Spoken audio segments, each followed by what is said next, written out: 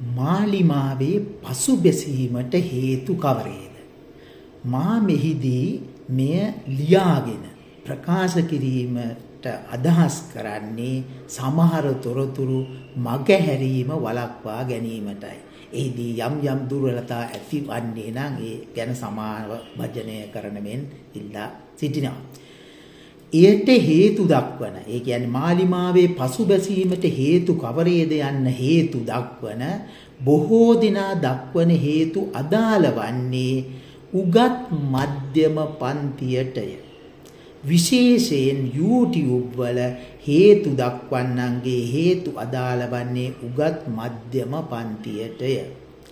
සමස්ත ජනතාවට බලපාන හේතු එහි නැති තරම්ය. කවුරු මොනවා කීවද ඡන්දදායකයන් අති බහුතරය ඡන්දය දෙනු ලබන්නේ තමාට සිදුවන වාසි අවාසි සලකාගෙනය. එනම් පෞද්ගලික හේතු පදනම් කරගෙනය. මෙය පැහැදිලි කිරීමට ලොකු කාලයක් ගතවන බැවින් පැහැදිලි කිරීමට උත්සාහ නොකරන බව සලකන්න. දැන් මා ඉදිරිපත් කිරීමට යන හේතු තේරුම් ගැනීමට අපහසු මෙන්ම ප්‍රකාශ කිරීමක් දැකිය නොහැකි ඒවාය. සමහරුන් ප්‍රකාශ කරන හේතු සත්‍ය තේරුම නොවන බවද මෙහිදී තේරුම් ගත යුතුය. පළවෙනි එක, ජනතාවට දැනෙන මට්ටමින් භාණ්ඩ මිල අඩු නොවීම ප්‍රධාන හේතුවකි. උදාහරණයක් ලෙස බොහෝ කාලයක සිට කිරි ආහාරවල මිල අඩුවන බව ප්‍රකාශ කළද අද දක්වාම අඩුවන බවක් පෙනෙන්නට නොමැත. තවත් උදාහරණයක්, බිත්තරයක මිල රුපියල් 70ක් වූ විට බිත්තර ආප්පයක මිල රුපියල් 120ක් විය. අද බිත්තරයක මිල රුපියල් 25 සහ 30 අතර පැවතියද බිත්තර ආප්පයක මිල රුපියල් 120කි. භාණ්ඩ මිල පහළ දැමීම කෙරෙහි රජය දක්වන උදාසීන බව මෙම ප්‍රතිඵලය පහළ බැසීම කෙරෙහි දැඩි ලෙස බලපා ඇත. YouTube වල දක්වන හේතුවලට වඩා මේ කෙරෙහි රජය සැලකිල්ලක් දැක්විය යුතුමය.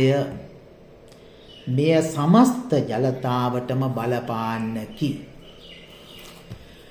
රාජ්‍ය නිලධාරීන්ගේ වැටුප් වැඩි කිරීම මාලිමාව පසුබැසීමට තවත් ප්‍රධාන හේතුවකි. මෙය ඔබට දැනෙන විදියට නම් විහිළුවක් වගේ වනු ඇත. මක්නිසාදයක් වැටුප් වැඩි කිරීම යන්න ඉතා යහපත් ක්‍රියාවක් වන අතර එයින් ඡන්දය අඩුවීමට හේතුවක් කිසිසේත්ම දැකිය නොහැක. නමුත් එය එසේ නොවේ. මාගේද වැටුප් වැඩි වන බව සලකන්න. නමුත් මෙම වැටුප් වැඩි කිරීම බරපතල වරදකි. මෙය ඔබට තේරුම් ගැනීම අපහසු බව මට වැටහෙන්නකි. මට ඒක ඉතා හොඳින් වැටහෙන ඔබට මේක තේරුම් ගන්න බෑ කියලා. මෙය ආකාර දෙකකින් බලපාන මානසික සිද්ධියකි. එකක් වැඩි වූ අයගේ උදාසීන බව. යම් මට්ටමකට පැහැදිලි වෙනවා නම් කල්පනා කරලා බලන්න. වැටුප් වැඩි වූ අයගේ උදාසීන බව. අනික වන්නේ අප සමාජයේ බරපතලව පවතින කුහකකම, ඊර්ෂ්‍යාව වැනි ගුණයන්ය සහ තමාට ලැබෙන වාසි අවාසි සලකා බැලීමය. මෙය ප්‍රකාශ නොවන්නකි කිසිම අවස්ථාවක්. ඒක ප්‍රකාශ වන්නේ ඡන්දයෙන් පමණකි. ඒ ප්‍රකාශ වූ ඡන්දය තමයි ඔය ඔබට අත්දැකීමට තිබෙන්නේ. මේවා ප්‍රකාශ නොවන අතර වෙනත් හේතුන් ප්‍රකාශ වීමද දැකිය හැකිය. YouTube ප්‍රකාශකයන් මුලාවන්නේ මෙම හේතුව පදනම් කරගෙනය. සමහරුන් ඇත්ත හේතුව නොදක්වා වෙන හොරු අල්ලනවා වගේ ප්‍රකාශ සිදු ඇල්ලුවේ නැහැ, තර දේ කරේ මේ දේ කරේ නැහැ කියලා කියන දේවල් වලින් මුලා වීම තමයි YouTube ප්‍රකාශකයන්ට වෙලා තියෙන්නේ. ඊළඟට රඳවා ගැනීමේ බද්ද නැවත ලබා දීමට කටයුතු කිරීම. මේ ඊටා යහපත් ක්‍රියාවක්. හැබැයි මේක ඡන්දය පසුබෑමට බලපාපු ප්‍රධාන හේතුවක්. ඒ විශ්ේ වෙන්නේ කොහොමද? මේ යහපත් ක්‍රියාවක් වුවද වැඩි හිටියන් බරපතල කටුක අත්දැකීමක් ලද ක්‍රියාවකි. මේ අනුවන ක්‍රියාවකි. බහුතර ජනතාවක් එසේ බද්දක් අය කර ගන්නා බවක් නොදැන සිටි අතර එම බද්ද මෙම රජය විසින් පවරන බද්දක් බවයි ඔවුන් දැනගෙන තිබෙන්නේ. රජයේ සිහි තබාගත යුතු වැදගත්ම කරුණක් වන්නේ බහුතර ජනතාව සිදුවන බොහෝ දේ නොදන්නා බවයි. බහුතර ජනතාව සිදුවන බොහෝ දේ නොදන්නා බවයි. බොහෝ දෙනා ප්‍රකාශ කරන පරිදි මේ ජනතාව බුද්ධිමත්යයි සිතා බොහෝ දෙනා කටයුතු කරන බව සහ ප්‍රකාශ කරන බව මම දැක ඇත. ප්‍රතිඵල සංසන්දනය කිරීමේදී සමහර ප්‍රධාන චැනල් වල පවා මම දැක්කේ ජනතාව බුද්ධිමත්ව මෙම ඡන්දය දී ඇති බවයි. නමුත් ඒසේ නොවන බව මාගේ හැඟීමයි. පසුවට ඒ පිළිබඳ සාකච්ඡා කිරීමට අදහස් කරන අතර ප්‍රධානම වන්නේ ඡන්දය භාවිතා කිරීමෙන් තමාට සිදුවන වාසි අවාසි පමණක් බව සිහි තබා ගැනීම ඉතාම වැදගත් කරුණකි. සියලු දෙනා දන්නා එකම කරුණ වන්නේ භාණ්ඩ මිල බව සිහි තබා ගත යුතුය. ඒ නිසා මම අවධානය යොමු කරන්නේ රජයක් හැටියට වඩාම වැදගත් කරුණ වන්නේ ජනතාව සඳහා භාණ්ඩ මිල පහළ හෙළීමට කටයුතු කිරීමයි. මම මෙතනදී මේ කතන්දරේ ඒ කියන්නේ භාණ්ඩ මිල අඩු කිරීම සම්බන්ධයෙන් කතා කරන අවස්ථාවේදී මම අර වැටුප් වැඩිවීම සහ අනිත් වැටුප් වැඩි නොවුණු පාර්ශවය ගැන කල්පනා කරලා බලන්න. මේ දෙක සංසන්දනය කරන්න මේක හොඳ අවස්ථාවක්. මොකද්ද වැටුප් වැඩි වුණ අයට භාණ්ඩ මිල යම් දරා ගැනීමක් ලැබුණා නම් වැටුප් වැඩි නොවන අති බහුතරය විශේෂයෙන් පෞද්ගලික අංශයේ රැකියාවන් නියුතු අයට මේ භාණ්ඩ මිල සහ වැටුප් වැඩි වුණ අයට සිදුවන භාණ්ඩ අන්නේ ඒක තමයි සැලකිල්ලට ගත යුත්තේ. ඒක සැලකිල්ලට නොගෙන කටයුතු කිරීම මෙතනදී බරපතල වරදක්. ඒ අවස්ථාවේ සමහර අය අතින් ප්‍රකාශ වුණා මේ වැටුප් වැඩි කිරීම නෙවෙයි භාණ්ඩ මිල පහළ දැමීමටයි කටයුතු කළ යුත්තේ කියලා. නමුත් ඒක මං හිතන්නේ රජයට ඒ තරම් අදහසක් තිබුණෙත් නෑ. රජයට උපදෙස් දෙන අය පිළිබඳ ගැටලුවක් තියෙනවා. ඒ කියන්නේ රාජ්‍ය නිලධාරීන්ගේ උපදෙස් පැතීම ඒ තරම් නුවණට හුරු ක්‍රියාවක් නොවන බව මාගේ අදහසයි.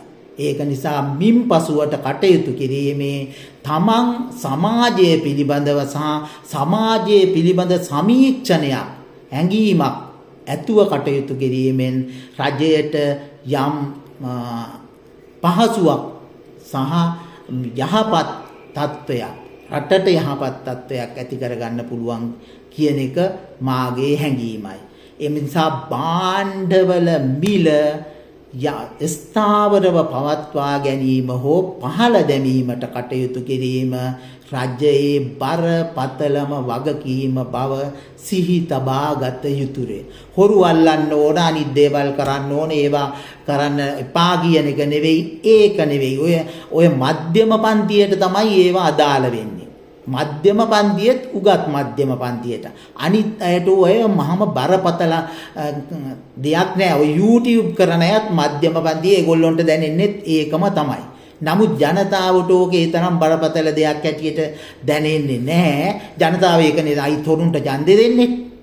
ඒක ජනතාවට මහ ලොකු ඒක පිළිබඳ හැඟීමක් නැහැ. ඒක ජනතාව ඡන්දෙ දෙන්නේ තමන්ගේ පෞද්ගලික හේතුන් මත. ඔය කවුරු මොන බන කිව්වත් ජනතාව ඡන්ද දෙන්නේ පෞද්ගලික හේතු මත. ඒක ලෝකෙත් එහෙමයි. මෙහි ඒක ඊටත් වැඩි. ලංකාවේ ඒක ඊටත් වැඩි. ඒක නිසා රජය සැලකිල්ලට ගත යුත්තේ ජනතාවගේ මානසික ස්වභාවය මිසක් වෙන දේවල් නොවන බව සිහි තබාගත යුතුයි. ජනතාවත් රජය තවත් කරගෙන ඇති බරපතල වැරද්දක් තමයි ජනතාව ඡන්දය දුන්නේ ඔරු අල්ලන්නයි අර ඒවට මේව නෑ. ජනතාව ඡන්දය දුන්නේ ඒකට නෙවෙයි. ජනතාව ඡන්දය දුන්නේ ජනතාවට ඒ වගේ වේලාවේ තිබුණු දරිද්‍රතාවය නිසා ඒක අඩු කර ගැනීම බලාපොරොත්තුවෙන් මිස ඔය ඔරු අල්ලන ඒවට මේවට නොවන බව ජනතාව සිහි තබා රජයේ සිහි තබාගත යුතුම කරුණක්. ඔය වැරදි තැනකින් අල්ලගෙන ඉන්නා බව තව වැඩි කලක් නොගිහින් තේරුම් ගැනීමට සිදුවනු ඇත. අනෙක් කරුණ ගත්තොත් අඟහරුවාදා දින ඡන්දය පැවැත්වීම බරපතල දෝෂයකි.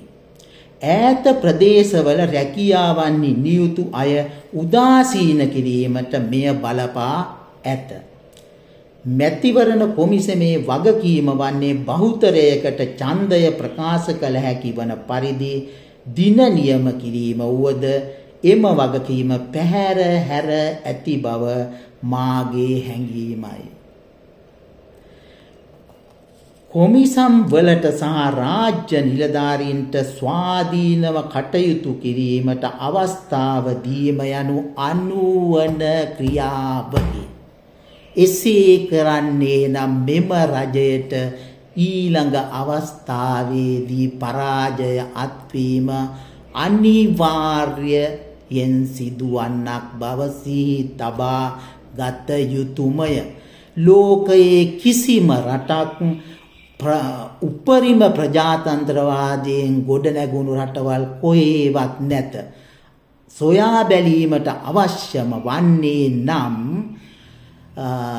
දකුණු කොරියාවේ දියුණුව පිළිබඳව අධීක්ෂණය කර බැලීම ඉතාම වැදගත් බව සිහි තබා ගන්න. ඊළඟ කරුණ මාලිමාවේ මන්ත්‍රීවරුන් ටයිකෝට් ඇඳීමට පටන් ගැනීම තවත් ගැටලුවකි. මා මේ කියන්නේ ටයිකෝට් ඇඳීමම නොවන බව ඔබට තේරුම් ගත හැකියයි මම සිතමි. මම කියන දේ තේරුම් ගැනීමට හැකියයි මම සිතමි. සමහරු අයගෙන් මෙය එක් ආකාරයෙන් ප්‍රකාශ වුවද එහි ඇත්තේ කුහකකම බව තේරුම් කරගෙන කටයුතු කිරීම මැනවි. ඔබ සැමට යහපතක්ම වේවා.